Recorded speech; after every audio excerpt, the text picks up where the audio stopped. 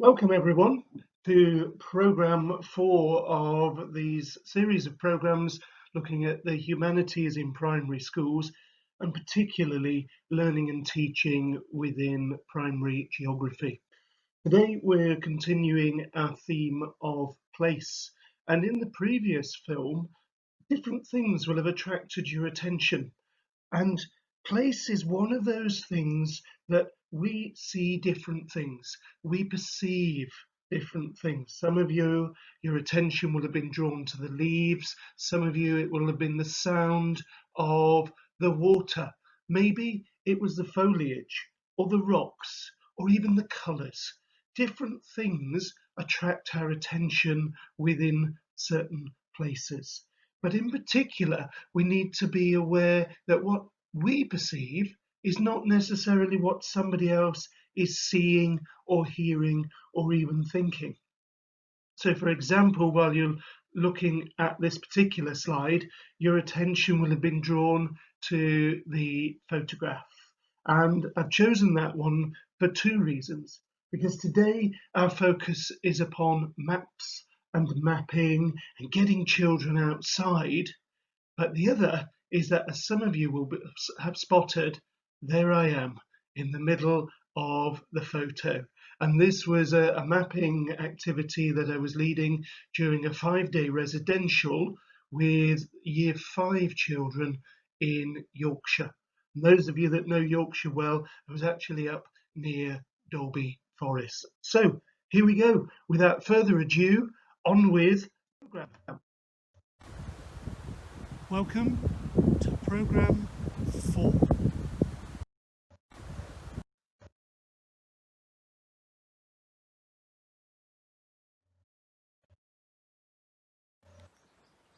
This series of programs combines history and geography and belief about what the land used to be like, what the land used to offer and what was available to it.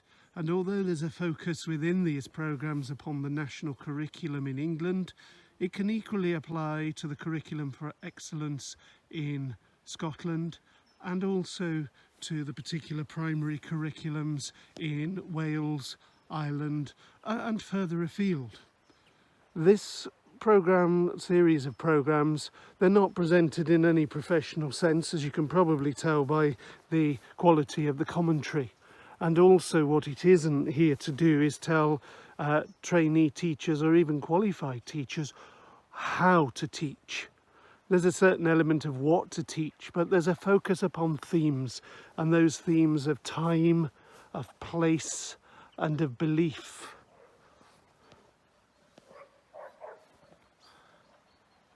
So you've got all sorts of things there. So it really isn't about you need to teach this and this is how you teach it, but it's looking at themes of outdoor learning, of inquiry-based learning, of health, of well-being, and what it means to be here and the stories that we can tell.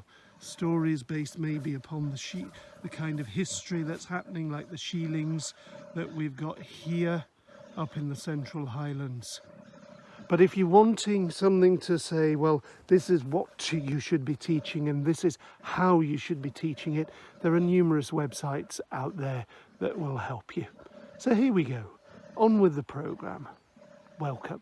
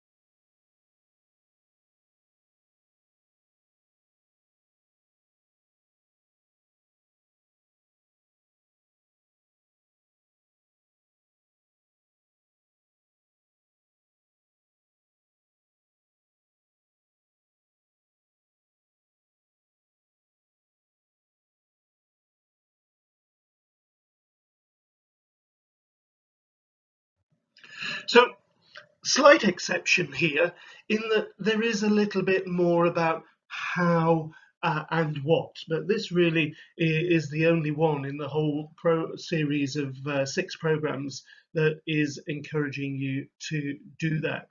And we're all familiar with maps and mapping. On our phones, we tend to use GPS systems and a range of digital mapping software. This is one particular example. But the joy of maps and mapping is that it's about getting children out into their local environment and further afield. And they're engaged in outdoor learning, in inquiry-based learning, but they're getting the opportunity to develop fairly essential life skills, learning to read maps, to use maps, to get a sense of where they are. And it's about not just about mapping the actual geography, but it's mapping landscapes and understanding landscapes and applying our thinking to that. Where is it safe to go? What's the best route? What might be the quickest route? And also, I think there's a sense of enjoyment that comes from just being outside and looking at a map and just having the opportunity to think, well, I'm not necessarily going to go that way. Why don't we try this way? Or why wouldn't it be a good thing to go that way? Or why have I got a piece of chewed up toffee stuck to the top of my head in the case of this particular intrepid mapper? So, map reading is an essential outdoor skill, but more importantly, landscape reading is an essential skill. And of course, as I've said before, we use our GPS devices, we use our digital mapping software. But children, more so usually than adults now, love a map. But I've worked with adults on mapping skills and planning different days out. At one stage, I was a mountain leader, and one of the great things was giving them a map. And the joy of just holding that and planning the route and seeing the bigger picture is something that adults have in common with children. And you can use maps in a whole range of formats. And really, that's what today's program is about. And as I've said, excuse me, maps have long been a source of interest and intrigue. And in the early stages, they were largely pictorial, they were often inaccurate, and where the people were not really aware of what was there, they used to just fill it in with general things. You've all heard the expression, there be dragons. And it was really this idea that we don't have a clue what is there, and it maybe is too unsafe to go anywhere. So you've got children here who are using a range of different maps for different reasons. In some cases, it might be a visit to a castle or to a wildlife park or a particular outdoor learning centre, and they can use maps and plans to find their way around. Or they may be using it for orienteering, as in the case of this particular school. More and more with schools that I visit, orienteering is becoming part of the health and well-being curriculum, and it's a way of developing certain skills, not just geography, but also the social community skills as well. So why are mapping skills so important? Well, that's there for you to read and have a look at. I think for me, it's a case of that adventure and exploration. Yes, there are things like scale and understanding of what an environment is like. So that's part of science and maths. But I think it is that sense of intrepidness that comes with it. Let's go and explore a place and let's change what we see on a map into actual physical features and physical perceptions in our mind. And there are a range of ways of developing children's mapping skills and understanding.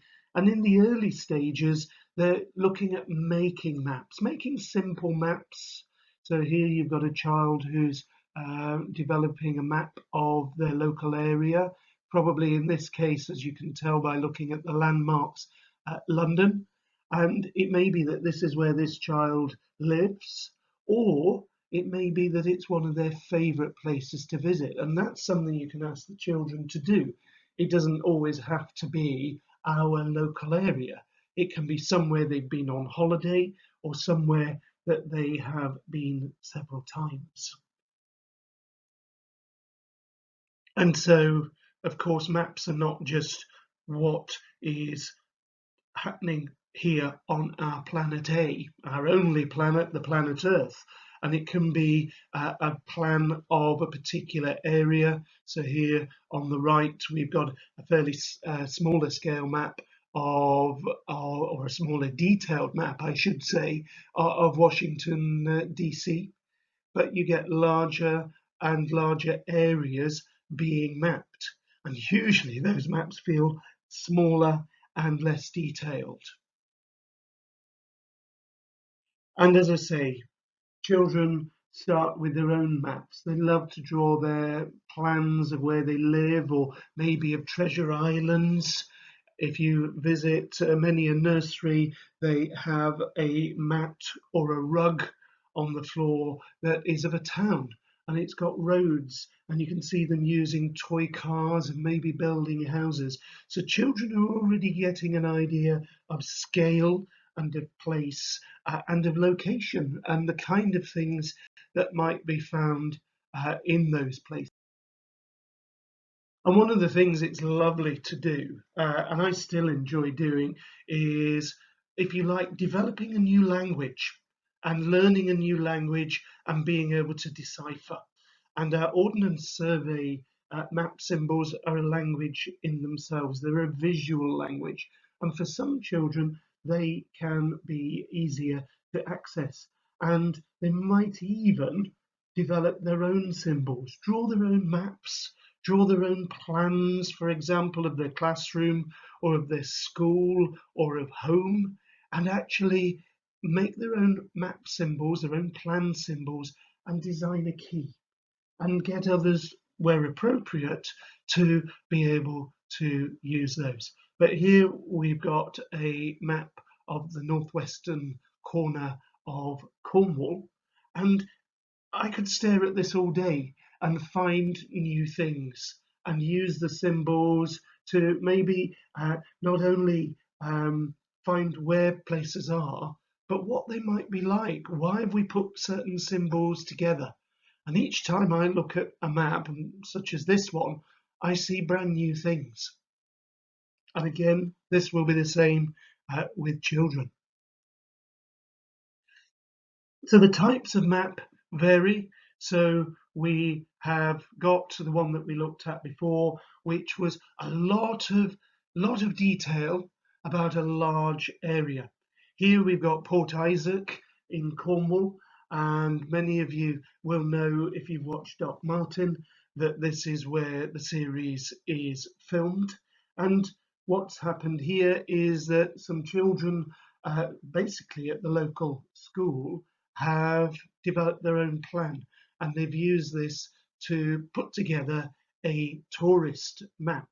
Now, the interesting thing here is the school, because that isn't actually a school, it is a hotel.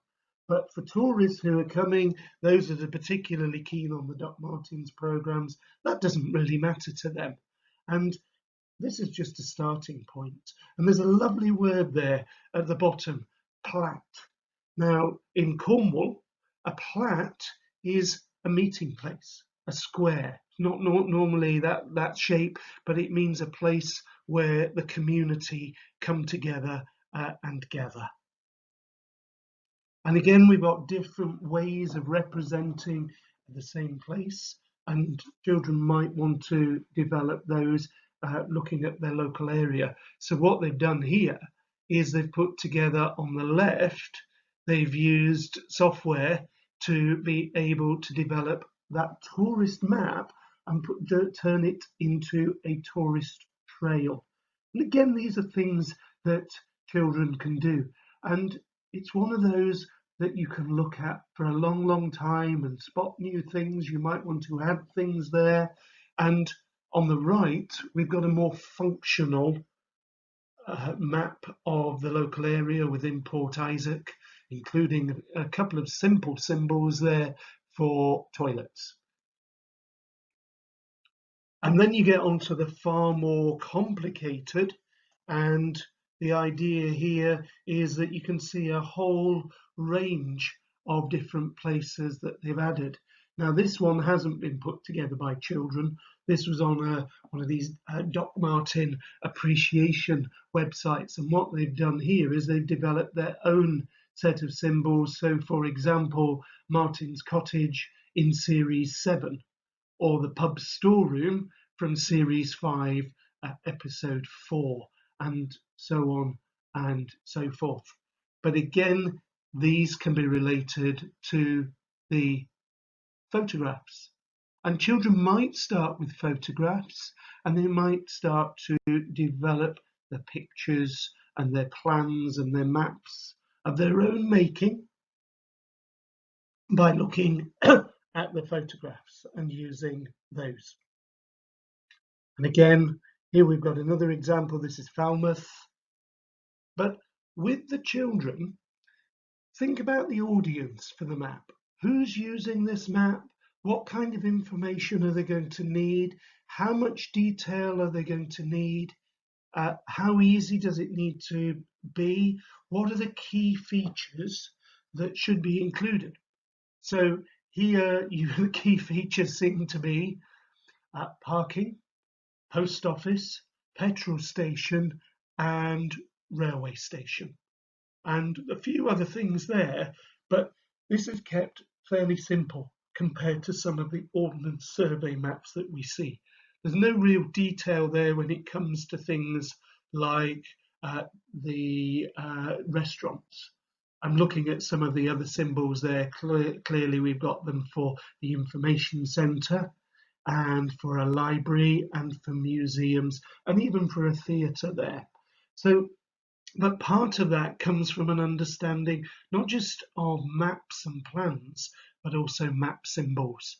So get the children to develop their own map symbols, but over time they'll be wanting to know the generic ones that we use. And it's like learning a language. And these are some of the things that you do see invariably in use within schools more and more. And these are okay, and these can be used as a way of testing children's knowledge, finding out what they've learnt. In the case of the one at the right, it's an understanding of compass points. And in this case, 8 compass points, because it's asking about southwest corners and northeast corners. So this is far more advanced. But what I would advise against is making too much of an emphasis of sitting in the classroom and just filling in lots of worksheets. These can be used as almost as a form of summative assessment. So it really is about getting out and about. And this is what I urge when it comes to using maps and using developing mapping skills. Let's approach it as an adventure and give the children ownership over the adventure that you want them to have. Clearly there's health and safety implications, but you can bring that into your discussion with the children, so that you're approaching things from a positive point of view, and you're looking at where you're going to go, what you're going to do, what are the things that we need to be aware of, children. Okay, what kind of risks might they be? How do we manage those risks? Which areas do you think we should really avoid? And clearly you are in charge of that process, and you have to say no. You have to be prepared to say that, but give them a reason why. And if they know that they're going out on an adventure and they've planned it and it's something they want to do, then they will throw themselves in with full enthusiasm. And the key thing here in the early stages is put the compass away. Compasses can be very confusing. They can also be immensely distracting. And over time, introduce the compass, look at north, west, east, south, and so on. So you've got those 4 points building up to the 8 points of the compass. You might even bring a GPS in if you think it's appropriate. But all the time using paper maps, and eventually, as I say, bring the compass in. But don't confuse the issue in the early stages with that. So here we've got a child ready to go. He's got a map. He's there in what looks like an adventure park. And this was when I used to take children as a treat to a number of different theme parks. Alton Towers was a favourite. And of course, the children had the plan of the site so that they knew where, with their particular adult who was looking after their group, where we were going to meet and what time we were going to meet, and we're talking about different symbols on the plan and things like that. And a lot of this you can do in the classroom so that the children can plan which particular areas and places within a theme park or within a location that they want to go to. So starting off maybe with children, you're looking at plans of the classroom. They might be making models of their town or of their school, whether it is as it actually looks, or in some cases, whether there are flights of fancy and imagination, or even more so, they actually design something in terms of how they would like it to look.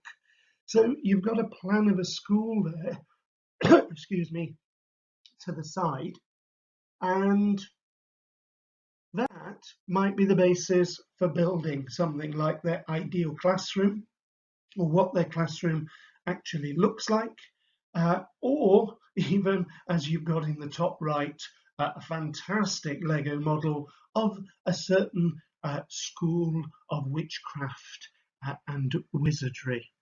So we've gone from the, if you like, the 2D kind of stage of let's plan something, or let's have a go at drawing what we think it looks like or what we would like it to look like, and then we're moving on to the 3D models.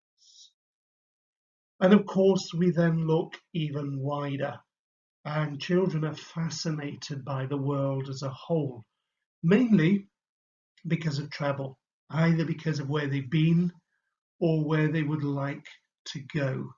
And then the conversation moves to what life is like for different people in different parts of the world. And this is a key element of the geography curriculum in terms of looking at different parts of the world and comparing and contrasting life there with our lives within our particular local area and our own countries. And as you can see here, although we can look wider and we can think global, and that is vital and important, let's keep it, bringing it back to what is happening locally. Look globally, think about that, but again, get the children outside, developing those map skills and getting more and more as they progress. They're going to want to use more complicated maps, develop more complicated symbols. And then you can introduce the compass. And that's where you're starting to bring the more advanced map reading skills in. And particularly, that is where things like orientation and contour lines come into play. And as I mentioned before, one of the key things that we can do is use the map reading skills that the children are developing to look at orienteering, for example, within the school grounds or within a local park. And teachers in the first instance tend to set up their own orienteering courses and maps that are appropriate to the children's ability and development and prior attainment. But over the course of time, it may be that children want to develop their own orienteering courses and associated maps.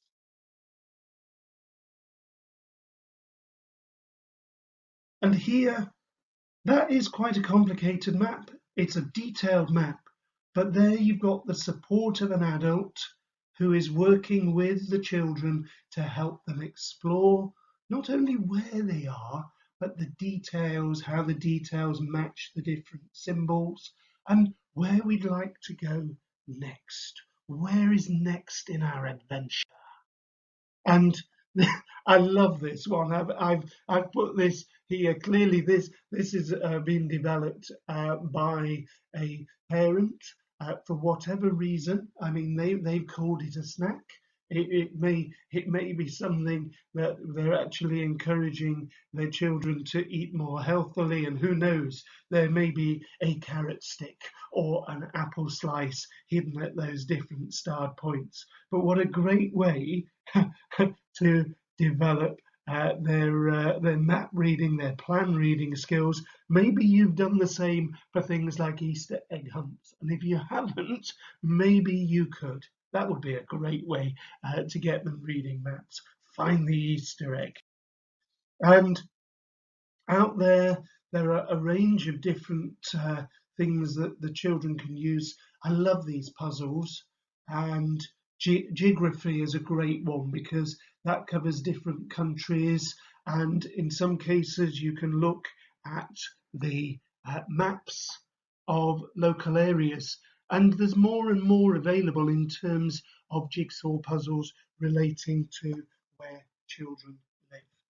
So you can use map jigsaws and think about how you might use or adapt the idea, or how it might be differentiated, and the kind of links to progression that you can see here. And again, those links to progression are not always related to age. And then you're moving on. The children move on to their higher map skills and developing those. So here is just some ideas.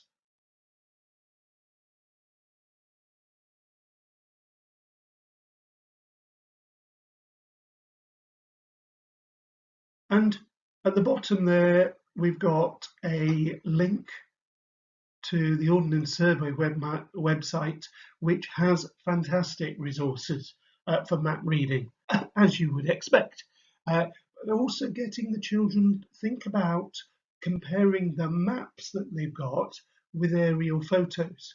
Quite often on our phones, we have the option of choosing between what is not a very detailed map and satellite imagery. And that's a great way of comparing the two. And interpreting relief on maps is looking at the contour lines. So why are some contour lines closer together? Why are some further apart? What does that look like in place out in the landscape? And this is the key thing. Getting the children maybe to design their own routes on the small scale maps so they can identify and describe features, but relate them also to the map symbols. And here, with your own subject knowledge, as I've said, you can use the Ordnance Survey website.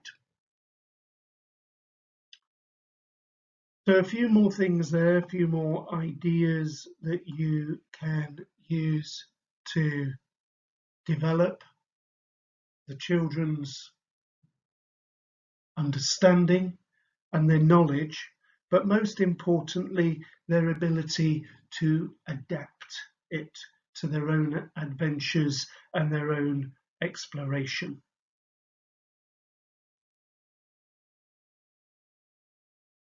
And as I've said before, make map reading part of the bigger adventure, and get the children to plan. Get the children to think about what they are going to put into their backpacks, And as I put there, having a rucksack full of chocolate isn't particularly that desirable, even though for some children they may think that is the most fun part of it. Think about how the children might record their journey. So are they using photographs, as in the case of these two groups of children here? And these are groups of children that I have worked with. These are both Year 5 groups, again out map reading in Yorkshire. And what we did there before we went out and about, we planned our journey.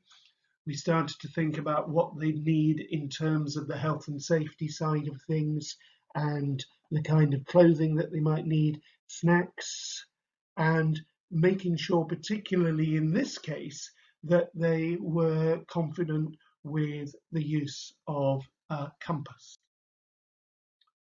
So, not going to repeat myself here. We're coming towards the end of this particular program. But one of the key things that as you get outside each time is make it a slightly different area or a slightly different focus. So it's not the same every time. Oh, we've been here, we've looked at this before, we've looked at this map. Each time it's something that is slightly different. So all the time the children are saying, now we saw that, but we didn't necessarily have a good look at it. And finally, as we're coming into those final stages, it is all about letting the children lead the adventure. And in this particular case, you can see that, again, this is in Dalby Forest in Yorkshire with Year 5s. It's part of a residential, and what they're doing here is they're shelter building. So they had to find the clearing within the forest using a map, using a compass. Again, those social skills are involved, and now there is cooperation, there's collaboration, and there is group work. And they're having to put a shelter together here that is fairly waterproof. We used a watering can, and we used that as an opportunity to see if they understood some of the science behind waterproofing. Worked in a lot of cases, but in all these things that we do, it should be about enthusiasm. It's great fun and it's engaging. And one of the key things I've put at the bottom there is it's important not to step in too often, even if the children are struggling, as they'll often figure it out for themselves given time, and there's a great sense of achievement that comes with solving problems both individually and as a group. And here's a few ideas for some online mapping resources. These I would say are the most important and the key three that I like to use. And again, a few resource links. When you look at the PowerPoint, which I will share with you, then you'll just be able to click on these and basically follow the links and follow the different ideas. These are all free resources that you should be able to use. The bite-sized resources for Key Stage 1, Key Stage 2 and Key Stage 3 are there to help not only the children, but to assist you with developing your conceptual knowledge as well. And that's why I've included Key Stage 3, because your knowledge needs to be far more advanced than the children. But also, depending on the children's progress, you may find that you've got to use and develop into the Key Stage 3 curriculum as well. Don't hold the children back. Get them moving forward all the time with their conceptual knowledge, their understanding, and their ability to apply it in practical and relevant ways. So here we go. Here's Bonnie, who's going to wish us a fond farewell. And there's Meggie. Hello, Meggie. Is it time to go? Oh, yes, it's time to go, I think. Lovely to see you all. See you again next time for Programme 5.